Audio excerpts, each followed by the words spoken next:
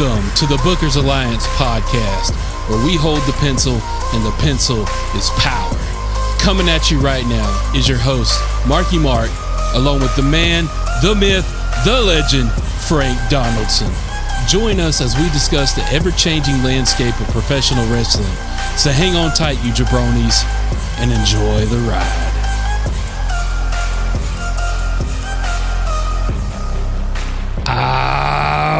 Welcome in, everybody. Thank you for joining today's episode of the Bookers Alliance podcast. Come on inside the house, bring yourself up a ringside seat, get your soda, your popcorn, your whiskey, everything you need, because we got a main event. Saturday night main event we got to get to. Saturday night fight night. Got to get it in this week. Hold on, but we got to pull out a peacock again for this one, don't we? Shit, really? Hell yeah, you got to pull out your peacock. So everybody out there listening. We go old school. It's retro. Yeah, right. Peacock. That's what I'm saying. Everybody out there listening right now, if you're thinking you're going to turn in Netflix on Saturday night, or you're going to wander off into ESPN, whatever in the hell they're doing. Not this week. This week you got to go deep in the past, in the annals, and pull out your peacock. Some of y'all might have to dust it off. Some of y'all's got them dusty peacocks out there. Y'all got to get in there and clean up your peacock before you pull it out, but pull out your peacock for Saturday night. And for the rest of the world, if you can't find it, NordVPN is our sponsor. Yeah, well, for the rest of the world, you just watch Netflix International. I mean, that's all you guys. But yeah, here on stateside, again, dust off the peacock. Break that joker out, because we're on NBC, but not NBC TV. Not the TV, the right. peacock. Not NBC like for free like you're used to, but no, on peacock. These damn streaming services, man. I'm telling you, they got it all figured out now. Hell, did you know that YouTube TV is actually running the potential of losing ESPN and ABC and any Disney-related programming, so means, because of this ESPN Unlimited nonsense? So that means we're going to flip it, and that means that YouTube TV is in lieu of losing us as paying customers. I mean, what do we do in that case? Now we got to move to Hulu. Are they strong-arming us into moving to Hulu? Because if we move to Hulu, I guess we get ESPN included. All I'm gonna say is I'm about to sell the 7 Seas. Yeah, they got it all figured out on this one. We're about to sell the 7 Seas, and yo ho, a pirate's life for me. Don't say we're gonna have to figure out something a little bit different here, because but for everybody that's still available, pull out your peacock and load her up, because Saturday night is gonna be a fight.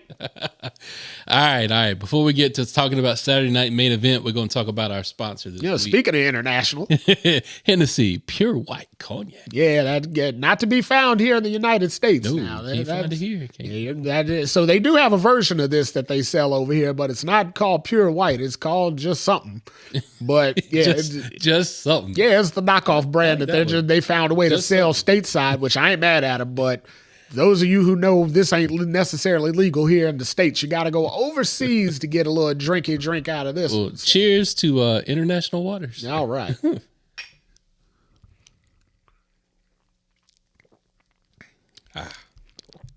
Good cognac. Yeah. I see why they don't let it come over here, because that would be a hot seller. That's just pure, I mean, when they say pure, they ain't lying. It's tasty. But it's smooth. It doesn't have that American bite. Smooth as a dolphin. Yeah, there you go. Smooth as a baby's butt. Martin Lawrence would say. He would say that. All right. Before we get talking about Saturday Night Main Event. Speaking of smooth as a baby's butt, did you see Nikki Bella on Monday night this week? So WWE. Everybody's talking about that. WWE Raw had 23,000 done 23,000 likes and impressions on Netflix, and they were trending at 23,000. Nikki Bella, 203,000, trended number 1 on Monday night. And why was that, sir? Yeah, that girl looked good.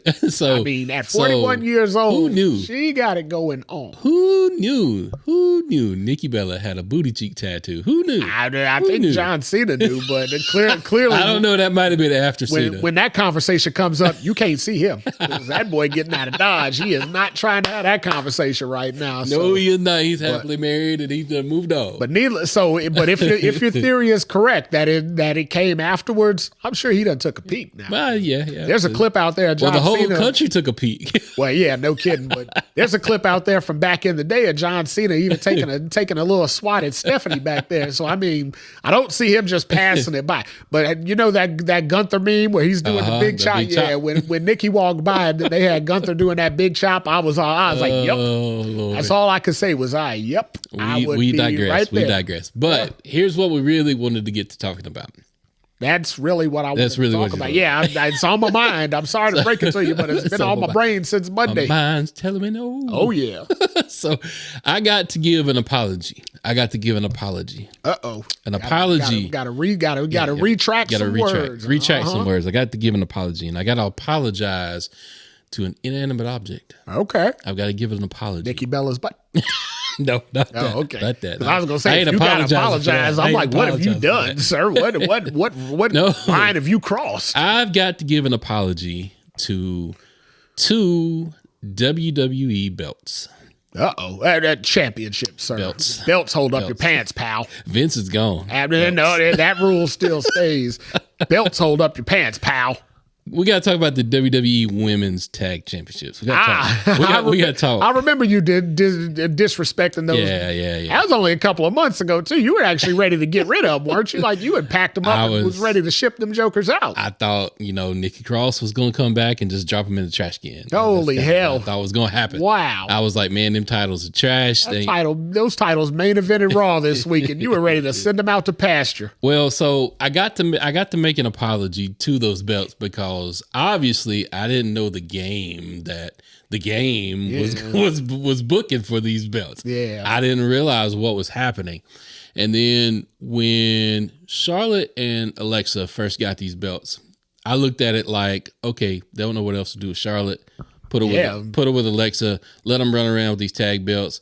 It'll be something different for Charlotte. Maybe get the fans off Charlotte's back because she had just come out of that whole Tiffany thing where neither one of them come out looking good. No, it didn't. It didn't work exactly how it was supposed to. They didn't really establish a face. They didn't really establish a heel. And up until real recently, Charlotte couldn't be a face. There was just no way. They had tried every which angle they tried it from. Rick's daughter, the queen, saving the baby face women. All of that just failed because nobody wants to cheer Charlotte until now. Bliss was also floundering around because they popped her at the Rumble, got a surprise pop with her coming back, threw her in the Elimination Chamber match where you're like, cool, that's great. And then after that, nothing. Yeah, she wasn't at Mania. She was just gone. Yeah, it didn't feel right. And you're like, okay, did she get injured? Yeah. Did she pop up pregnant again? Like, what happened, right? Yeah. So all of a sudden you start seeing these backstage vignettes with her talking to the general manager, hey, I got this idea, blah, blah, blah. And then you start seeing her and Charlotte interact. And then lo and behold, they throw her and Charlotte into a tag team. Yeah. Now, they didn't immediately go into a jailed tag team. It took some work. Yeah. They had to work at it. But all of a sudden, you had a tag team that was legit contenders and then actually won the damn things. Yeah, I mean, they made it look good doing it. There was that tension in the, we're not really friends. We don't really get along. We haven't really, seen eye to eye since back in the old NXT days, so they were able to draw into that. And it looked realistic because you never saw Charlotte and Alexa interact. They never wrestled for the women's title. They never really crossed paths up to that point. So it was easy to see, it's awkward. Clearly we know they know each other. They got history, blah, blah, blah. But they don't wrestle together. So we don't see them being a tag team. So they made it awkward on TV, as I'm sure it was awkward in the ring for a little while. But as you said, they've worked it into now where it almost looks like a well-oiled machine out there. Yep. So this past Monday night, you have Charlotte and you have Alexa going into a match against Bayley and Lyra.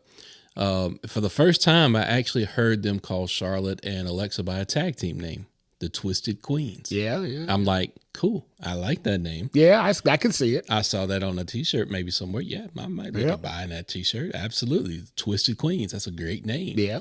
And then you see It's a their good rock band. good rock band name, right? But you see their cohesion in the ring. But I'm also starting to see something else, and I wanted to kind of lay this out to where they may be going with these WWE Women's Tag Belts. Okay. So these things floundered around for the longest time, and not to mention these belts also have the NXT Women's Tag Belts kind of in their lineage now, right? Yeah, they merged them in together. So these are the tag belts for all women's division across WWE and NXT. Yeah. So when I looked at how they were kind of doing things, I've started to pay attention, and they've started putting together some pretty solid women's tag teams as well. Yep. Yeah, You have coming up from NXT. They got them on the main roster. Yeah, they're saturated. So I'm like, okay, so if they're really putting stock in this, why? Where's this all going? Where's the roadmap for these WWE Women's Tag Belts? Where they went from zeros to heroes. Like, how did they go from not meaning anything to main eventing Monday Night Raw in a damn good match, might I add? Speaking of that match, I mean, not to derail too far, but if you're Lyra, think about it. You know what you've been watching for the last 10 years. You see Bailey out there. You see Charlotte out there. You see Alexa out there. You know you're taking the pin, right? Yeah. You're like, okay, so it's me. I guess I'm looking at the lights tonight. Not to mention another wardrobe issue with Lyra getting her hair caught in So Alexa's that wasn't Lyra. That wasn't Lyra's incident, but it worked out really well for a viewer like myself who eagle-eye caught. And then of course there's clips all over the place now. So I've got, but Alexa actually had to disrobe, right? I mean, there wasn't no getting it out. She just had to take the top off. And Lyra had to roll out of the ring with the top. And you know what? I ain't mad at that. Cheers, Lyra. Cheers, Lyra. Absolutely. So drink to Lyra. Drink to Lyra. Absolutely. Cheers to Lyra. Thank you, ma'am. Do it again. So where I'm going with this, they are building. That isn't where we were going. I thought I worked the transition in very well. I mean, once Alexa takes her top off, is there really anywhere else to go? No, nowhere else to go. Okay. So what I see them doing is they are establishing some very powerful tag teams around these tag belts now.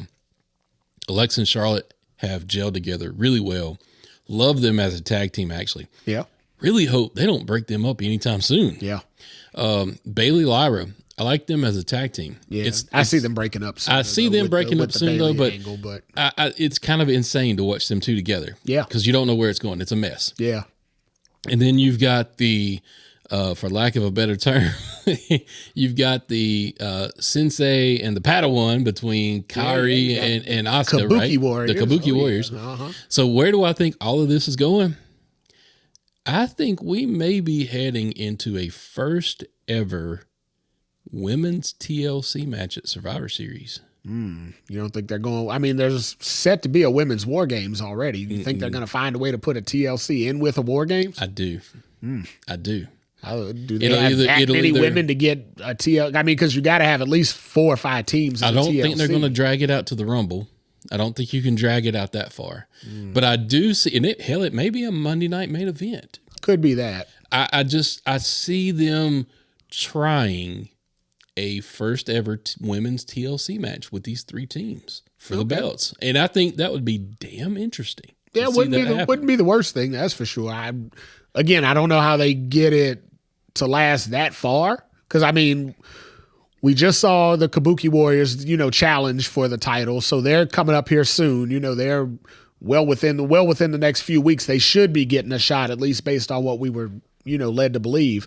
And we just saw Bailey and Lyra go. So, I mean, we've kind of seen all those teams tangle in there with Charlotte and nobody can get over the hump yet. So, if not Survivor Series, then maybe in that December Saturday night. I was going to say there's another Saturday night's main event where John Cena's last match is going to be. So, you got to have other matches for 2 hours. So, they could work it to that. I hope if they decide to put that match, though, on a Saturday night's main event or Monday Night Raw, that at least it falls into that, hey, we're going commercial free for the first hour. Yeah. Because something that makes it worthwhile. So one thing that I will say, and this kind of goes hand in hand with our Saturday night main event discussion, Saturday Night Main Event is killed by commercials. Yeah. It's a commercial fest. Much. It's way too much. I mean, you got 2 hours of an event that you might see 40 minutes of wrestling. If you're lucky. The last time I can remember one match where I think it was the John Cena match last Saturday night's main event, 3 commercial breaks in one match. Yep. Come on now. I mean, even if the commercial breaks are only, 90 seconds, you're killing us with breaks.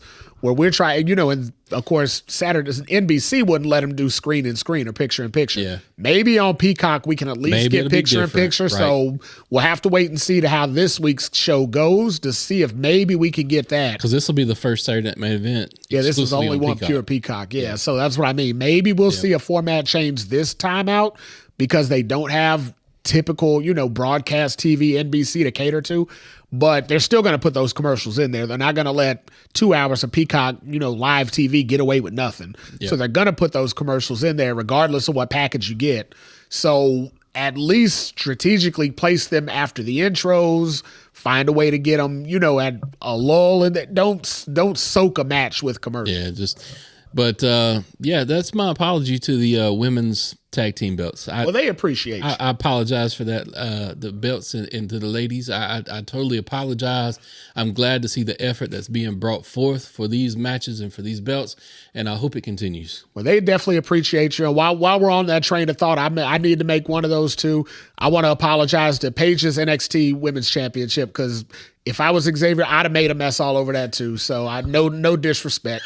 So let's move into Saturday night's main event here. What a beautiful transition. Absolutely. Let's get right into Saturday night's main event. What we got on docket? We got a 3-way. Yes, we do. Yes, we do. Oh yeah. Hey, look, a 3-way was the transition. Sorry, crowd. Sometimes you got to cue them up. Sometimes you got to knock them down. Sometimes that cue ball falls right in front of the 8 ball, right in front of the hole, and you say, you know what? Yep. This is an easy one here. Although on that actual analogy I just used, you got the black ball and the white ball getting ready to go into the hole. So if you haven't seen the video, I advise you just go out there. What was homeboy's name? I can't remember.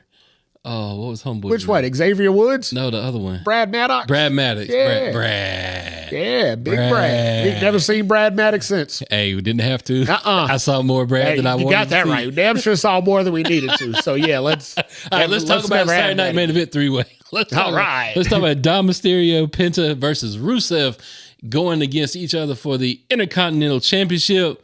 This is a foregone conclusion. Yeah, no kidding. Dom's walking away. Yeah, this ain't neither one of those guys. I mean, granted, both of those guys, I like both of them. Yeah. Neither one of those guys are half as hot as he is right now. And if they were going to take any title off of him, I would see it be the AAA. Yeah, the IC title. I feel like they're building to something that should be pretty damn huge with that title.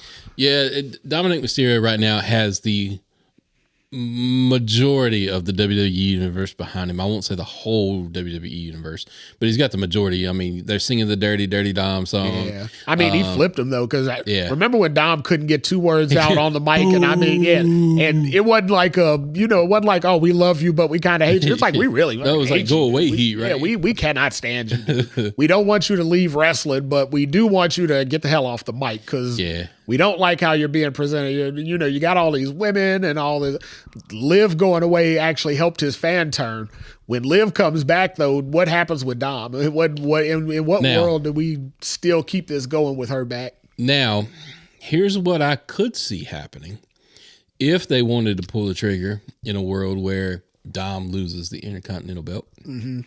Liv comes out there, causes the distraction, and gets him pinned. I thought about that too, but I feel like the Royal Rumble is going to be oversaturated with women's injury returns, and I feel like that's going to be where we see Liv again. Yeah, it would be cool though if she came out and cost him the win or helped him win. Yeah, giving some added intrigue into Roxanne still being in Judgment Day. Yeah, and they finally they had stayed away from it for a long time, right? But they finally hinted back into Roxanne saying, "Oh, well, I'm going to go help Don." Raquel had to get her back. We got our own business to handle right now. Let him do his own thing. So they finally, but they don't do anything that fast. So I don't think we see Liv that quick. I think that was just the very first reseed planted where they're like, okay, let's put that in there and let's get it started again because January ain't that far away, right? It ain't far. No, it ain't far. It'll be here before you know it. But that's going to be an interesting match just because You've got Dom, who's the weasel. It's going to try to weasel his way out. Well, you already saw Penta and Rusev can go. Yeah. I mean, you saw that Monday night. So yeah, none of these three guys are slackers in the ring. Yeah, so it's going to be get a good interesting. Match. But at the end of the day, Dom's still going to walk away. Yeah, they're building to something much bigger than him just dropping it on a random Saturday night. Plus, we got a lot going on this Saturday night's main event, so we're not going to be flipping titles left and right here. Speaking of flipping titles, here's a title that I think's about to flip. Uh-oh. Tiffany Stratton versus Jade Cargill. Yep. So remember a couple of weeks ago I was talking about go in the archives and read our injury episodes because, so many talent have been injured. This was maybe a year ago that we were reporting on this. Talent injured left and right. Guys, be careful. 2 years ago we were reporting on guys, too many injuries. Take care, be careful, take care of your well. Guess who's injured now? So Tiffany Stratton. So yeah, supposedly a knee injury.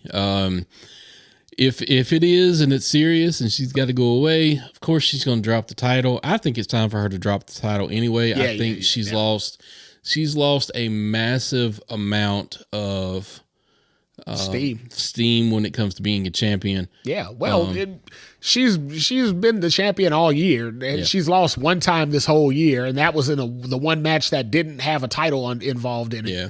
After a while, it can be too much, right? You've tried different angle to push. She literally starts walking into that Charlotte Flair territory. Yeah, it's like, okay, nobody can beat you. Yeah. Now, granted, she's not fighting everybody. She's really only fought 3 people all year.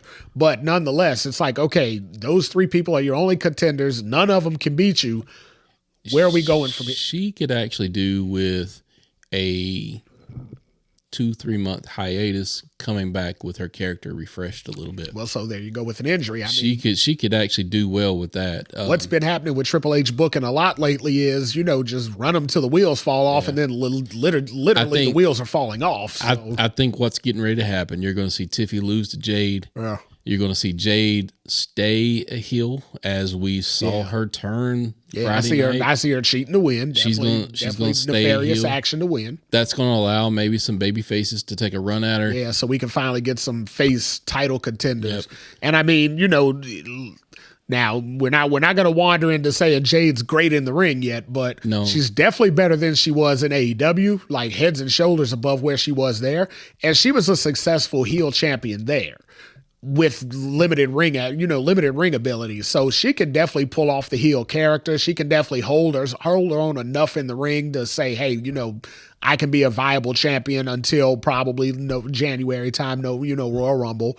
Then we see where we're at. And, Royal Rumble is about 3 months away. If it's still not, polished, it still doesn't look great, hey, you get it off of her at Rumble and work into your title picture at that point. I tell you who I do not want to see her go up against. Who, Nia Jax? Nia Jax. Yeah, absolutely. I do not want to see that. Yeah, no. We've seen Jade, Nia, and Tiffany circulating around the title all year, right? Yep. At this point now, I guess Jade just drew the long stick because it was like, okay, Tiffany's out. We got to do something. So, eeny, meeny, miny, Jade, okay. I think you pull that card now just to see what you got. Yeah, exactly. I mean, well, here's what you got. Here's what I could guarantee. Still photos, wonderful, right? You're going to put that title on Jade's waist. She's going to hit that pose at the money right there all day long. Right. You can go ahead and start writing the checks. Now, are the checks going to cash in the ring?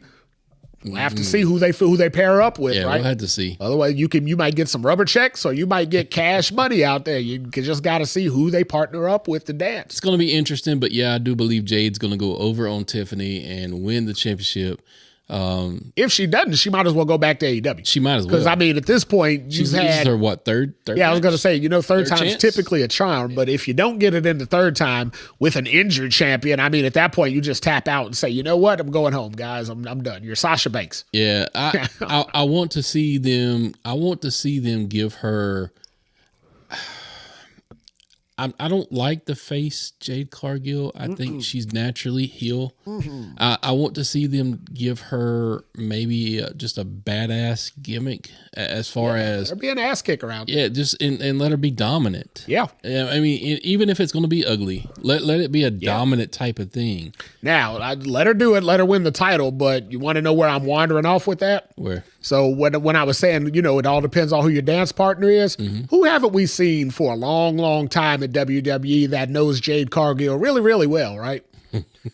Exactly. If you want to work a program into either the Rumble or Mania, you wander Bianca Belair back in there against Jade Cargill for the world title. Bianca as a face. Yeah. Bianca is a face. Yeah. Jade is this badass, kick-ass heel with the world championship on the line. Start printing money because now you've got me interested. Yeah. Exactly. Absolutely. That's what I mean. You know they've worked together more than she's worked with anybody else in the league because they've been working together since day one. Yep. They've never had that falling out, but the last couple times we've seen them two interact, they're not on friendly terms either. Jade had a bone to pick with Naomi, and she wasn't necessarily in love with Bianca for not turning her back on Naomi completely. So there was a little bit of tension brewing. Now you put the world title in there, you bring back a long-missed Bianca Belair, that upgrades the division by far. So you can make something happen there. There's been a side to Bianca, though, that I've wanted to see for a while, and you see it every now and then, but you really don't get to see it much. I know what side you're talking about, man, but we ain't going to talk about that. I'm a married woman, so what are you talking about? I want to see a little bit of a mean streak come out in her. Like, if Jade's going to be this badass, vicious, you're going to have to bring it. You can't be all sweet and sour. Let her get in there and bring it a little bit. Although we see a little bit of mean streak with Bianca when she whoops that ass. Yeah. So now, I'm not necessarily sure how comfortable I want to see Triple H booking a black woman get hit with a whip, but we don't need to wander into that just yet. I'll leave it be for that. We'll see if the talent takes control of that. If they book it, I'm okay with it. If Triple H books it, I might have a little bit of problem with that. But producer note: Frank was the one that took that conversation there, not Marky. Hey, at this point now, the whole internet's talking about it. Why not? Right? Let's not pretend like we don't see it too. Yeah, we see it too. So we're gonna. Okay, well, let's see our way into another match here. The C block. We'll call this the C block. Let's talk about Cody Rhodes versus Drew McIntyre. C for Cody. C for Cody. Yeah, D for Drew. That'll be the C and D block. Great. So, in anybody's world that's booking right now, is Cody losing this match? Hell no. If he unless there's some injury or some damn movie that we don't know, right? That hadn't hit the air yet. If one of those are happening, then okay, yeah, maybe, but. Hell, we've already talked about the titles that I think are flipping. I don't see those. I don't see that title moving anywhere until at the earliest WrestleMania. And that depends on what they figure out for Mania. God only knows what they're going to figure out. But unfortunately, Drew probably looks the part more than anybody else on SmackDown right now, even more than Randy Orton, because Randy Orton, for some reason, is two Randy Ortons right now. But True. Drew, nonetheless, I mean, if you think back to little kid Drew and even 3MB Drew, right, and you look at Drew today, prototypical WWE superstar, right? Absolutely. Vince McMahon once called him the prodigy, the chosen one, and damn, we talk about Vince's missteps. Vince didn't misstep with Drew. He just got Drew too damn early. Too early, yeah. But Drew wasn't ready. No, Drew was a boy then. He was a boy fresh off the farm out in damn Dublin or wherever the hell but now he is Scotland, but now he's a grown ass man. He's ready to go. He looks the part more than, but I think that's to his detriment. Yeah. Because WWE isn't in that prototypical mold of WWE superstar. They're trying to do different things. And unfortunately, Drew is not in his time frame. Cody is still in his Hogan era. Yeah, but essentially. They can't look, when they flip-flopped Hogan for all of his belts and title runs, it was usually because either he was hurt. Yeah, it was legit movies and hurt. It was all. Or he was. Anytime Hogan dropped the title, it was movies and hurt. It was never. We're gonna go a different way, brother. Until he dropped the last one. Right. You know. So I mean, that's where Cody's at. Yeah, Cody's in like number 2 reign. So he's like Hogan 88. Yeah, he's Hunter's Hogan. Nowhere. I mean, he's not going nowhere right now. Let's talk about it. I know you're gonna shy away from it. You're gonna shy away from this part of the conversation. I know what you're about. I was about to say. Yeah, well, I'm gonna say it because that's what we do here on the Bookers Alliance. Blue hair, a blue-eyed, blonde-haired white dude. That's Triple H's prototypical. No, I wasn't about to say that. Yeah, I knew you wasn't. That's why I said you think you're going to say what I was going to say, but I know for a fact what I was about to say. That man is the prototypical guy that Triple H thinks should lead wrestling into the. He like when Roman was in there, he's like, a little too brown.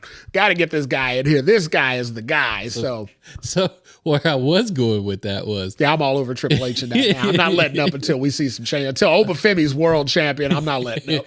Where I was going with that, though, if you want to pop a rating, let Drew win. I mean, so seriously, if you want to go crazy on social media, let Drew win because, first of all, Vegas is going to lose their shit, right? Yeah. They will literally lose their minds. Especially if we're still draft betting on WWE. Yeah, because they're going to be like, wait, what? No, absolutely not. Because the line on Cody right now is probably like 1,000,000 to 1. But yeah, if you want to blow social media up, you want to pop a heavy rating, you want to get interest into Saturday night's main event, yeah, put the title on Drew. Give it a month. You got another one coming up next month where you can flip it back if you're just trying to, make a big impact on Peacock only Saturday night's main. That's how you do it. Yep. No chance in hell though that they're doing that. No, that ain't Triple H style of booking. Because the next match, there's supposedly be a new champion crowned no matter who wins. So are they going to flip both belts and whatnot? Yeah, exactly. And that's what I mean. We already got one that we're estimating to be flipped in the women's title. Right. The world title, it has to be decided one way or another. No way we're flipping a third title from a guy to a guy. No. I don't think we were flipping 2 titles if we hadn't injured ourselves into this situation, which if you listen back in the archives, you'd hear us say, you got to be more careful. Settle the hell down. What in the world?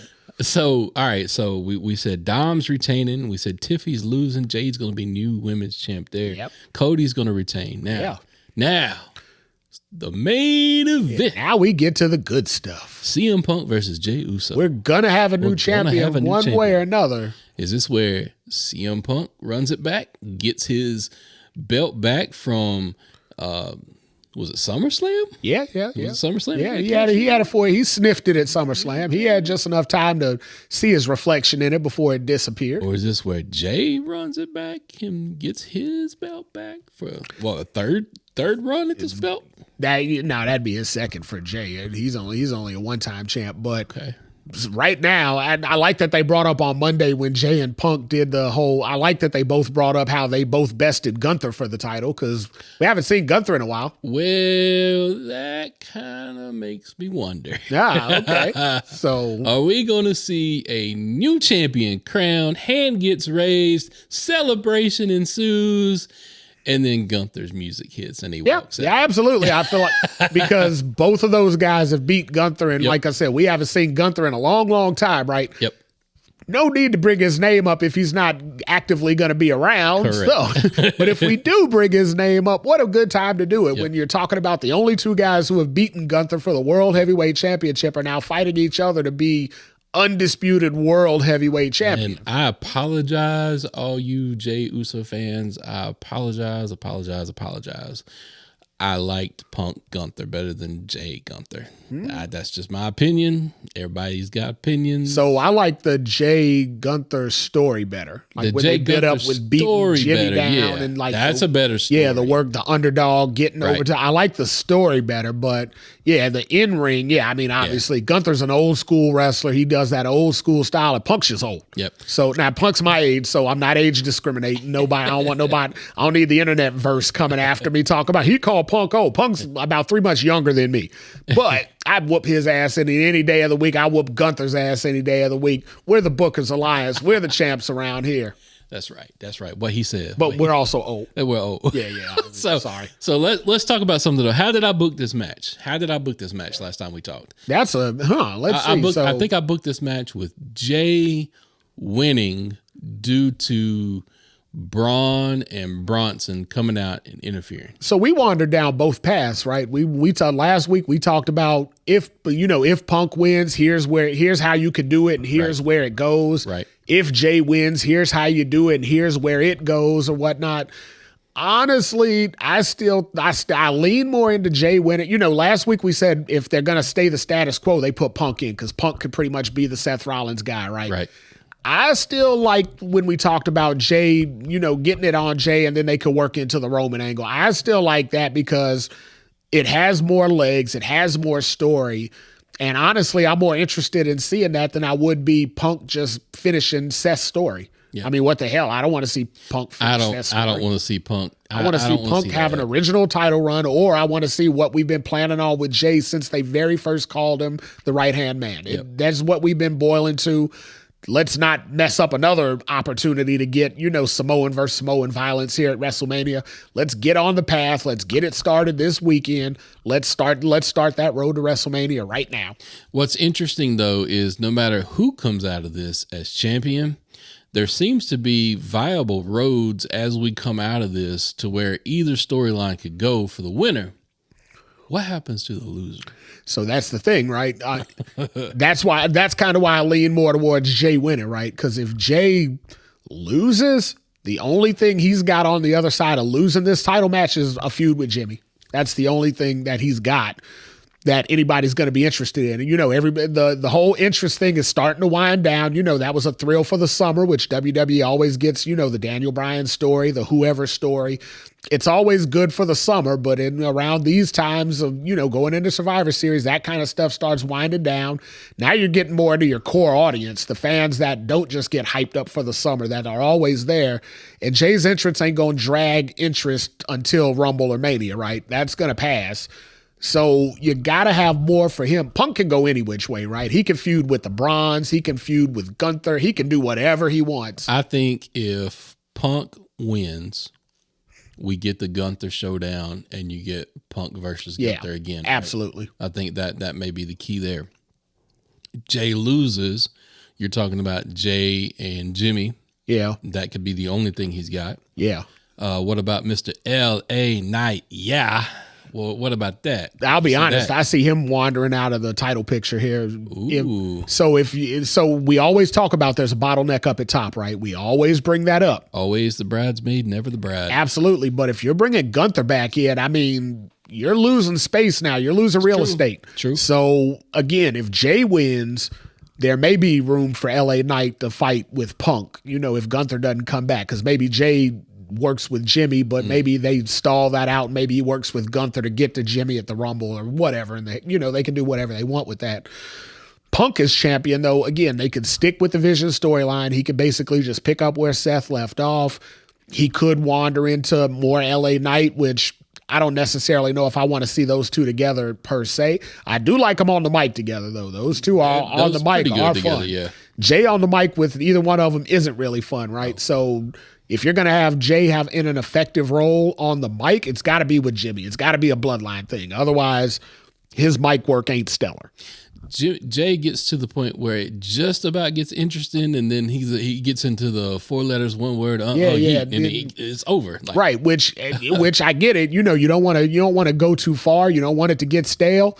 But by the time he does the 4 letters, 1 word, it's already in that path. He's either already reached his peak, and he's either needs to deliver the killer line and call it one, or it's starting to taper off, and then he does it to kind of save it and get the crowd to yell yeet and then wander off. All right, we picked the winner in every match except for this one. Who you riding with?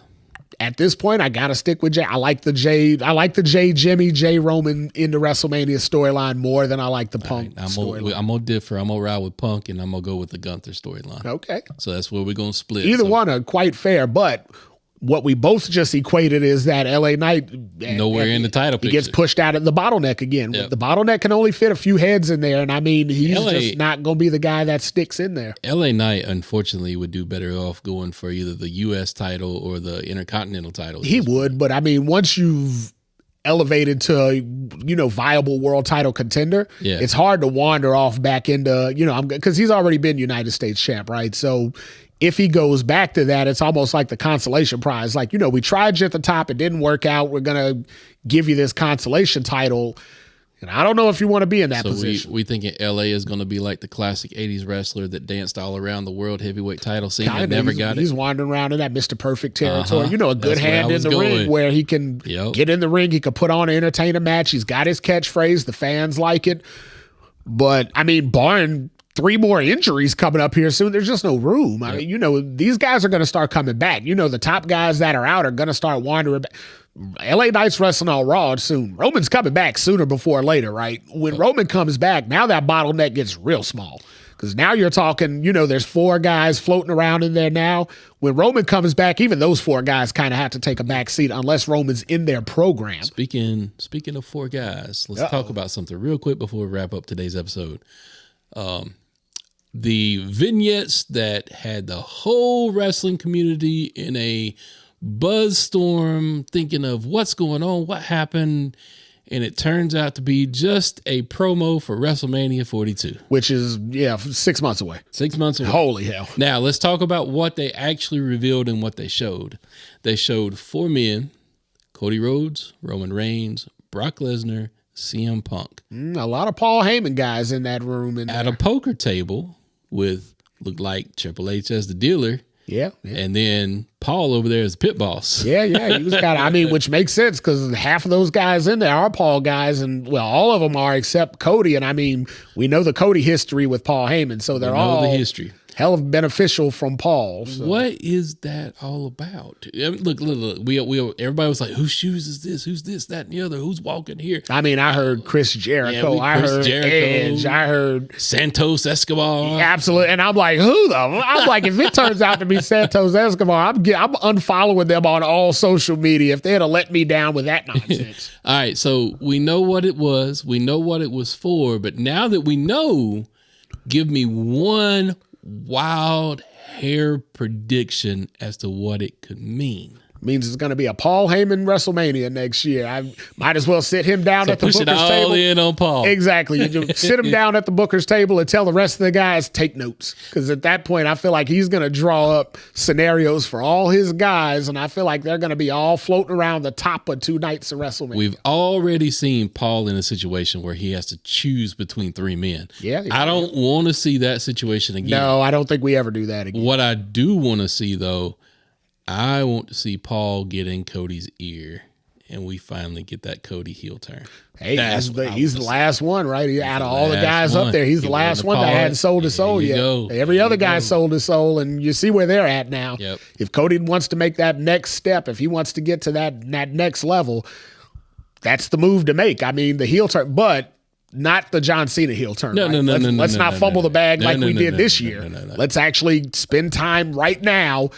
Are they doing Unreal right now? Maybe. I want to see on Unreal for next year. I want to see this point in time, December, October, November, all that time frame of the end of 25, conversations on Unreal about how we turn Cody heel. As we leave this podcast show today, what I want to see come out of that, the end of WrestleMania 42, I want to see Cody Rhodes turned heel to where he comes out, back, dark hair, pinstripe suit, looking like a New York mobster boss with Paul Heyman on his hip. Nice. That's what I want to see. I'll give you that one. I'll one up you, though. I'm going to raise you one on that. I want to see Cody sell his soul to The Rock, and I want to see Travis Scott holding his hand up high at the end of WrestleMania as the new Cody heel has turned. All right, fine. If that's going to be 42, Travis Scott, walk your ass to the ring now. Yeah, he start now. He'll get there right on time, right before the final bell rings, but he's got to start now. But I need to see Cody sell his soul to the final boss.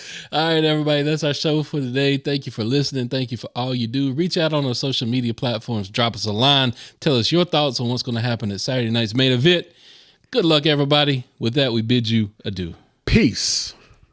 Rumor has it that Nikki's looking. Today's podcast was produced by SBP. You can find our podcast on all major podcast platforms. Also, connect with us on our social media accounts. Search for The Bookers Alliance on Facebook, Instagram, YouTube, and X.